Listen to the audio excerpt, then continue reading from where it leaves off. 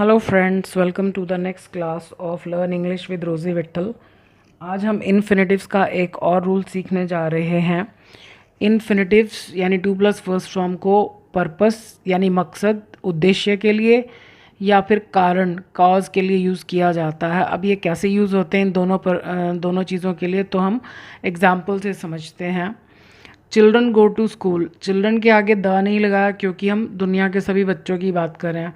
अगर हम यहाँ पर द लगाएंगे तो इसका मतलब है हमें पता है कि हम कौन से बच्चों की बात करें, यानी किसी विशेष स्थान या विशेष सिचुएशन में बच्चों की बात कर रहे हैं। चिल्ड्रन गो टू स्कूल, बच्चे स्कूल जाते हैं, तो मकसद क्या है? टू लर्न न्यू थिंग्स, नई चीज़ें सीखने के लिए जाते हैं। कुछ लोग यहाँ पर फॉर लगाते हैं, यहाँ फॉर नहीं आएगा। To learn new things. We earn money, हम पैसा कमाते हैं, किस लिए? Purpose, to fulfil our needs and desires.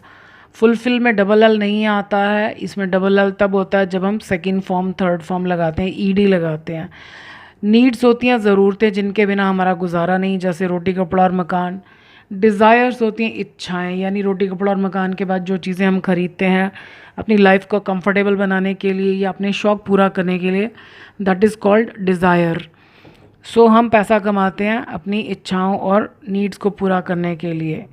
The children became happy, अब यहाँ पर देखो चिल्ड्रन के आगे द नहीं लगाया, यहाँ पर द लगाया, यानी हमें पता है कि हम कौन से बच्चों की बात करें। द चिल्ड्रन बिकेम हैप्पी, बच्चे खुश हो गए। टू सी देयर रिजल्ट, परिणाम, अपने रिजल्ट को देखकर। तो अब ये कारण बताया जा रहा है कि वो खुश हो गए। कारण क्या था? कि उन्होंने अपना रिजल्ट देखा। अब यहाँ पर पर्पस नहीं बताया जा रहा है कि रिजल्ट देखने के उद्देश्य से वो खुश हो गए। Mother was angry, mother father से पहले द नहीं आता जब तक हम ये ना बताएं किसके फादर या किसकी मदर। ओनली मदर अकेला लिखा है तो कोई आर्टिकल नहीं लगाना। सो मदर वाज एंग्री, माँ नाराज थी। कारण, to find the room in a mess, कमरे को मेस में पाकर। इन अ मेस का मतलब होता है बिखरा हुआ, सब उलट पुलट। सो ये कारण बताया जा रहा है। द पीपल वर सॉरी, लोगों को दुख था। टू रीच लेट, अब ये कारण ही बताया जा रहा है लेकिन यहाँ पर टू नहीं आएगा क्योंकि हम हमेशा कहते हैं I am sorry for my mistake, तो सॉरी के बाद फॉर प्रपोजिशन आती है। तो जब फॉर आएगा तो यहाँ पर आईएनजी लगाना पड़ेगा क्योंकि टू के बाद normally we use first form of verb. To के बाद आईएनजी कब आता है ये मैंने शायद किसी वीडियो में बनाया है जिसमें यूज्ड टू और इज़ यूज्ड टू बताया है, मोडाल्स में आपको मिल जाएगा। So the people were sorry for reaching late, ये ठीक है, ये गलत है। ही वॉज चार्ज्ड फाइन, अब ये पैसिव वॉइस है। पैसिव वॉइस का मतलब है इसको कुछ किया गया, तो ही से चार्ज किया गया फाइन। कारण, to break the rules, rules तोड़ने के लिए जुर्माना लिया जाता है हमेशा किसी चीज़ के लिए, जुर्माना लेने के बाद भी फॉर आता है। So he was charge fine for breaking the rules. Four के बाद यहाँ पर भी आईएनजी, यहाँ भी आईएनजी आएगा। द सर्वेंट वॉज सेंट, अब ये पैसिव वॉइस है, बी प्लस थर्ड फॉर्म जहाँ भी आएगा वो पैसिव वॉइस है, यानी सर्वेंट को भेजा गया कहाँ। कहाँ का जवाब मोस्टली टू प्रपोजिशन होता है हिंदी में, चाहे में आए या पर आए, कुछ भी आए। जैसे हम कहते हैं वो मुझे दुकान पर भेज रहे थे, so they were sending me on shop, at shop नहीं, they were sending me to the shop.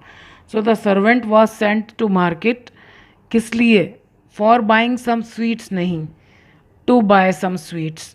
For आता है कि अगर आप, कुछ वर्ड्स ऐसे होते हैं जिनके बाद अगर आप वर्ब नहीं भी लगाओ कुछ और भी लगाओ तो फॉर ही आता है। जैसे I am sorry for my mistake, तो अगर वर्ब लगाएंगे तब भी फॉर ही आएगा, तो वहाँ पर हम इन्फिनेटिव यूज़ नहीं कर सकते हैं। They were punished, again passive voice, B plus third form जब भी आएगा यानी इसको कुछ किया गया, तो दे वर पनिश्ड, उनको सज़ा दी गई। कारण, टू टेल अ लाई, झूठ बोलने के लिए। पनिश्ड फॉर होता है हमेशा। I was punished for my mistake, so they were punished for telling a lie. सो ये कुछ एग्जाम्पल्स थे ये बताने के लिए कि इन्फिनेटिव मकसद बताने के लिए भी यूज़ होता है और कारण बताने के लिए भी यूज़ होता है। आई होप इन्फिनेटिव अब आपको पूरी तरह से समझ में आ गया होगा।